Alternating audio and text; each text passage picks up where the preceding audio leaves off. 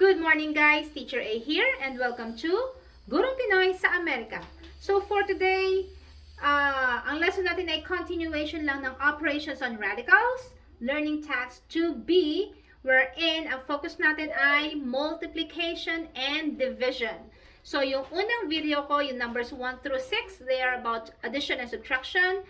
This time yung 7 through 15, magmumultiply naman tayo, tsaka magdi-divide. So, paano ba mag-multiply tsaka mag-divide ng radicals? So, remember na yung pwede lang natin i-multiply or i-divide ay same index. Hindi katulad ng addition and subtraction na kailangan same index and same radicand. This time, kailangan same index lang. Okay lang na magkaiba yung radicands natin. So, paano natin i-multiply? Mag-multiply muna tayo. So, in multiplying radicals, i-multiply natin yung mga numbers sa labas. And then, i-multiply natin yung mga radicands. And then after that, isi-simplify lang natin. Ganun lang siya kasimple. So, let's start with number 7. 3 cube root of 2 times cube root of 4. So, katulad ng sinabi ko kanina, i-multiply yung mga numbers sa labas. So, we have here 3 times, wala tayong nakikita. That means merong 1 dito na invisible. So, 3 times 1 ay 3. And then, kopyahin natin yung cube root of, multiply naman natin yung mga radicands. 2 times 4 ay 8. So, meron tayo ngayong 3 cube root of 8. Final answer na ba? Hindi pa. Sisimplify pa natin siya. Meron bang cube root ang 8? Yes. Mag-isip tayo ng number na kapag minultiply sa sarili ng 3 beses, 8 ang lalabas. Ano yon? That's 2. Bakit? 2 times 2 ay 4 times 2 ay 8. Tatlong 2 ay 8. So, therefore, since may cube root si 8, ilalabas natin yung cube root niya na 2. So, kopyahin si 3 times yung cube root ni 8 na 2, and that will give us 6. So, therefore, ang final answer natin sa number 7 ay 6. Okay? Next, number 8. We have here square root of 12 times square root of 2. Wala tayong numbers sa labas. So, 1 and 1, that will only give us 1. So, hindi na siya isusulat. I-multiply na lang natin yung mga radicands natin. 12 times 2 ay 24. Final answer na ba to? Square root of 24? Hindi pa. Kasi again, si 24, masisimplify pa natin siya. Walang number na kapag minultiply sa sarili ay 24 ang lalabas. Pero, pwede nating i-factor out si 24 na kung saan yung isa sa mga factors niya ay may square root. So, ano ba yung factors ng 24? 8 times 3, right? Meron bang number na kapag minultiply sa sarili, 8 ang lalabas? O kaya 3 ang lalabas? Wala, diba? 2 times 2 is 4. 3 times 3 is 9. So, wala to. So, therefore, hindi ito hinahanap natin. What about 6 and 4? 6 times, meron bang number na kapag minultiply sa sarili? 6 ang lalabas? Wala. What about 4? Yes. 2 times 2 ay 4. So, therefore, ito yung factors na hinahanap natin. Square root of 6 times 4. So, since si 4 ay may square root and that's 2, kasi 2 times 2 ay 4, ilabas natin ang square root niya, which is 2, and then maiiwan sa loob si 6. So, therefore, ang sagot sa number 8 ay 2 square root of 6. Okay? Next, number 9. The given is 4 square root of 15 times square root of 6 plus square root of 5. Since meron tayong parentheses and then meron tayong radical sa labas, may radical sa loob, i-multiply natin siya using the distributive property. So, si 4 square root of 15, i-multiply natin sa bawat isang nasa loob. Okay? So, 4 square root of 15 times square root of 6, i-multiply yung mga numbers sa labas. 4 times, wala tayong nakikita, so that means 1. So, 4 times 1 ay 4. And then, square root of 15 times 6 ay 90. Yan. Doon naman sa pangalawa, plus. Again, wala tayong nakikita. That means meron siyang 1 sa labas. 1 times 4 ay 4. And then, i-multiply yung mga radicands, yung mga nasa loob. 15 times 5 ay 75. Yan. Ito na ba yung final answer? Hindi pa. Kasi masisimplify pa si square root of 90, tsaka si square root of 75. Meron bang square root of 90? Meaning, meron bang number na kapag minultiply sa sarili, 90 ang lalabas? Wala. Pero pwede siyang i-factor out na kung saan yung isa sa mga factors niya ay perfect square. Si 75, ganun din. So, ano ba yung mga perfect square? So, 1 squared is 1. Kasi 1 times 1 ay 1. 2 squared ay 4. Kasi 2 times 2 ay 4. 3 squared ay 9. 4 squared ay 16. Kasi 4 times 4, 16. 5 squared ay 25. 6 squared ay 36. 7 squared ay 49. 8 squared ay 64. 9 squared ay 81. And then 10 squared ay, dito ko ilalagay. 10 squared ay 100. Yan. So, si 90, ano ba yung mga factors ni 90 na, isa sa mga factors niya nandito? Ayun. Si 90 ay 9 times 10. Si 9 ay perfect square. So, 4 square root of, si 90 ay 9 times 10. Plus 4. Si 75, ano yung mga factors niya? Na kung saan isa sa mga factors niya ay nandito. Okay, ayun, si 25. That's 25 times 3. Kapag finactor natin yung radicand, make sure na isa sa mga factors niya ay makukuha nyo yung root. Okay? So, yun kasi reason, primary reason kung bakit nyo siya, kung bakit nyo siya fina-factor out. Okay? So, kunin natin yung mga roots ng mga perfect squares. So, 4 times square root ni 9 ay 3. And then, may iiwan na si 10 sa loob. Plus 4 times square root ni 25 ay 5. And then, may iiwan na si 3 sa loob. Yan. So, 4 times 3 ay 12. Square root of 10. Plus, si 4 times 5 ay 20. And then, copyahin si square root of 3. Pwede ba natin i-combine yung dalawa? Hindi. Kasi ito, 10. Ito, 3. So, therefore, ito na yung final answer natin. We have 12 square root of 10 plus 20 square root of 3. Okay? Next, number 10. Okay, so we have here negative 2 times 2 square root of 10 minus 4 square root of 6. So, katulad kanina, since nasa loob ng parenthesis yung dalawa at yung isang radical ay nasa labas, i-distribute natin by multiplying yung nasa labas sa bawat isang nasa loob. Okay? So, wala tayong nakikitang number dito. That means meron siyang 1 doon. So, negative 1 times 2 ay negative 2. And then, multiply naman natin yung mga nasa loob. 2 times 10 ay 20. Yan. O, doon tayo sa second na radical. Negative 1 times negative 4 ay positive 4. And then, yung mga nasa loob naman, 2 times 6 ay 12. Yan na ba ang final answer? Again, hindi pa. Kasi, pwede pa siyang i-simplify.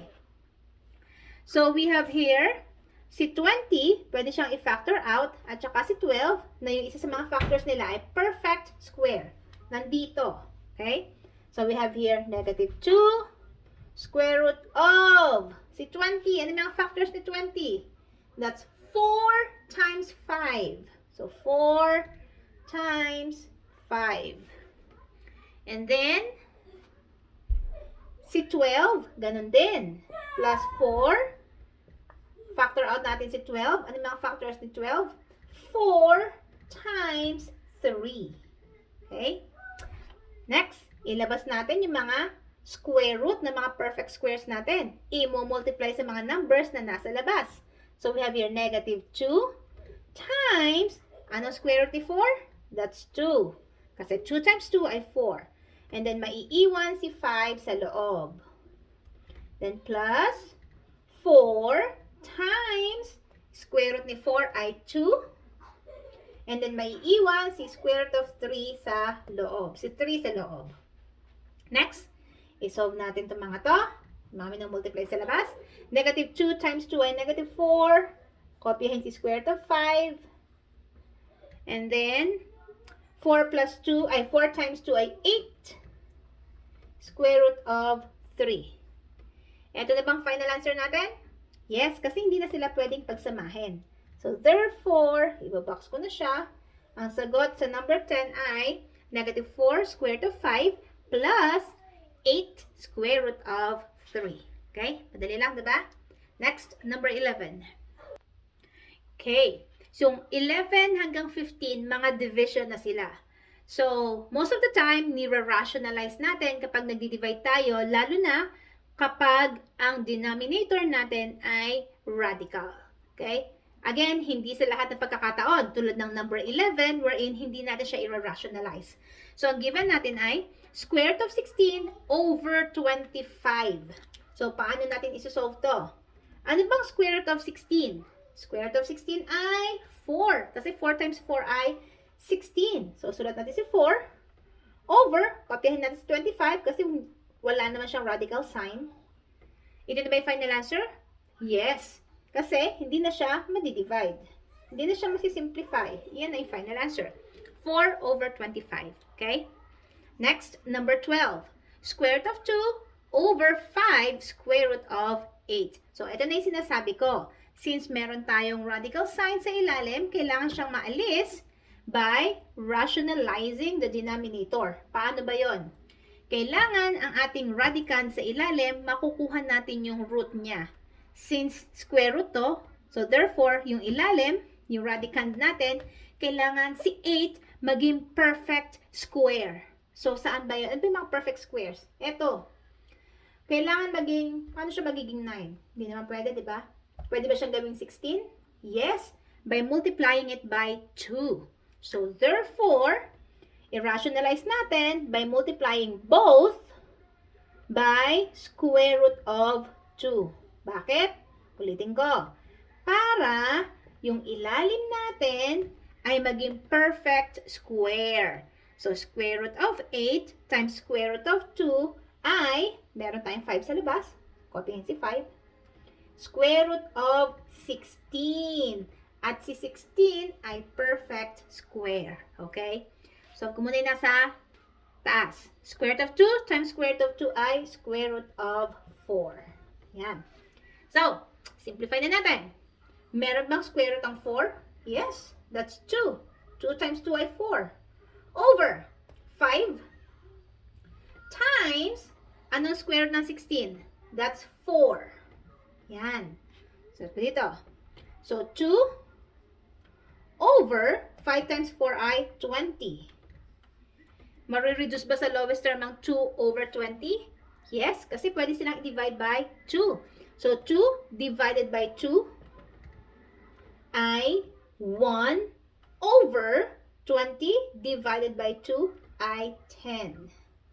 So, therefore, ang final answer natin sa 12 ay 1 over 10. Okay? Next, number 13.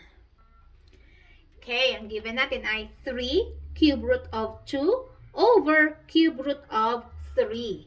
Ayan, nagdi-divide na naman tayo na kung saan yung denominator natin ay radical na naman. So, pag sinimplify to, kailangan i-rationalize natin yung denominator. Paano ulit? I-multiply both and ang numerator and denominator saan?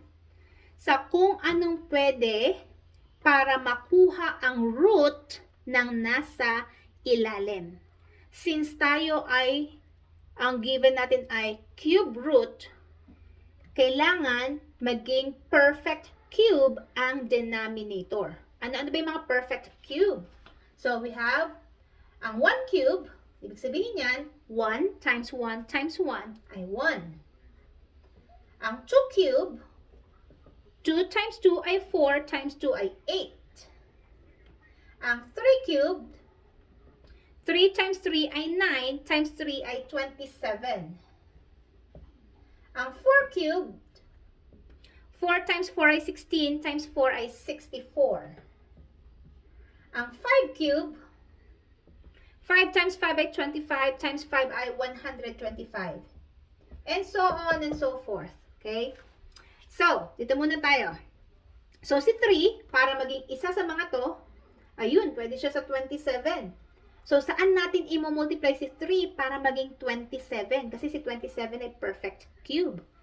Sa cube root of 9. Kasi 9 times 3 ay 27. So, multiply natin yung taas at baba sa cube root of 9. Yan. So, multiply na sa taas. Multiply yung mga numbers sa labas. 3 times, wala tayong nakikita. That means 1.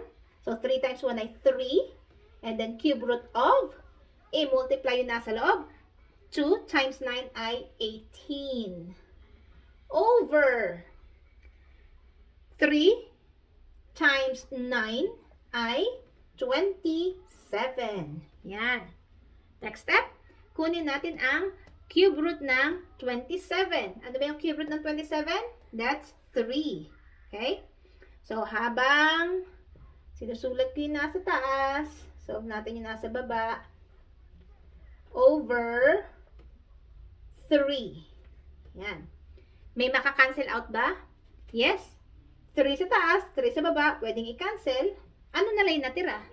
Ang natira na lang ay cube root of 18. May cube root ba sa 18? Wala. So, therefore, ito na yung ating final answer. Okay? Cube root of 18. Next, number 14. So, number 14, square root of 5 over 5 plus square root of 3. Kung mapapansin nyo, yung denominator natin ay dalawang terms.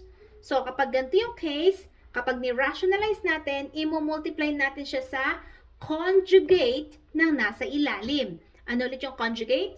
Sabihin, pareho ng given, pareho ng first, pareho ng second term, opposite lang ng operation. This is plus, ang conjugate niya ay minus. Kung minus to, ang conjugate niya ay plus. Okay? So, multiply natin yung numerator and denominator sa conjugate nito. That's 5 minus square root of 3. So, pati yung nasa ilalim. 5 minus square root of 3. There. So, paano i-multiply to? Isa-isa. First, doon sa nasa first term. Tapos, siya ulit, doon naman sa second term. Okay? So, 5 times the square root of 5 ay, may number to sa labas na 1. 1 times 5 ay 5. Wala namang radical part yung 5. So, therefore, kokopyahin lang natin yung square root of 5. Okay? Then, minus square root of 5 times square root of 3. I-multiply lang silang dalawa. That's the square root of 15. Ma'am, bakit yung kanina? Pinagsama lang sila, hindi minultiply. Tapos ngayon, minultiply na. Kasi yung una, si 5 ay whole number. Hindi siya, wala siyang radical part. E din naman, radical siya, kaya minumultiply. Okay? Over. Eto, paano to? This is sum and difference. Paano? First sa first, second sa second. Iyan ang shortcut sa special product formulas. So, 5 times 5 ay 25.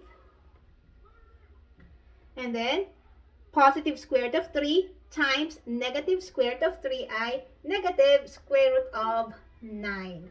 Yan na. Next, solve na natin. We have, meron bang square root ng 5? Wala. Square root of 15? Wala din. So, therefore, kopyahin na lang natin sila. 5 square root of 5 minus square root of 15 over, yung nasa ilalim meron. 25 minus, ano ba ang square root ng 9? Ang square root ng 9 ay 3. Kasi 3 times 3 ay 9. So, habang sinusolve yung nasa ilalim, kopyahin yung nasa taas. 5 square root of 5 minus square root of 15 over 25 minus 3 ay 22. Yan. Masisimplify pa ba?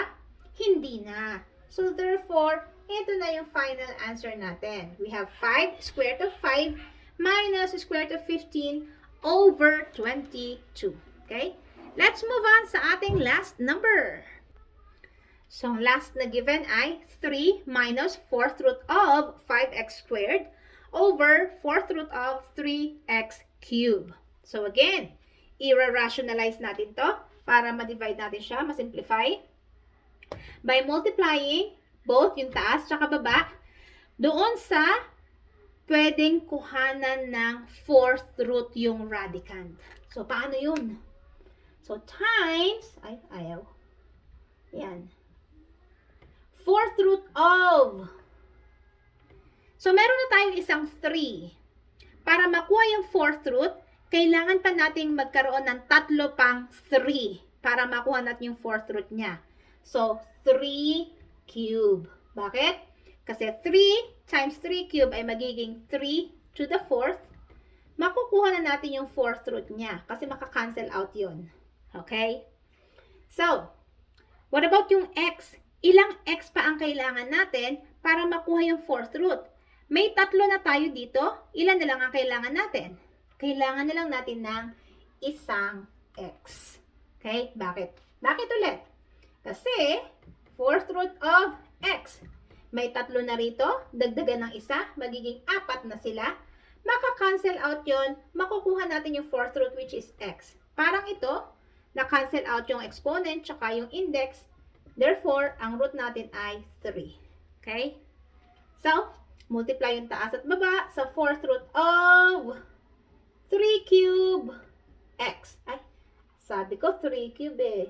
Yan. X. So, multiply na natin. Ano ba yung 3 cube? That's 3 times 3, 9 times 3 ay 27. So, this is 27. And then, sulat ko nga muna. Erase ko muna to. So, this one is 4th root, oh my God, 4th root of 27x. Okay? So, multiply natin to isa-isa dito. So, we have 3 times the 4th root of 27x ay 3 4th root of 27x. Hindi natin sila mamultiply kasi whole number to. I-multiply natin yung whole number dito sa number na nasa labas which is just 1. Kasi wala tayong nakikita, 1 yun. 4th root of 27x. Then, sa pangalawa naman, minus 4th root of 5 times 27. So, 27 times 5, 135. 135. Ilang x na? May dalawa, nadagdagan ng isa. So, tatlo na siya. Yan. Over 4th root of. Tatlo yung 3 dito. May isang 3 dito. Ilan na yung 3 natin? 4 na. Okay? And then, x. May tatlo rito. May isa rito. 4 na ulit siya. So, maka-cancel out na natin yung mga exponents tsaka yung index para mailabas natin si 3 tsaka si x. So, we have here, habang kinokopya yung nasa taas, solve yung nasa ilalim. 3 4th root of, magkasya ka, 27x minus 4th root of 135x cube over 3x. Ito na ba yung sagot natin?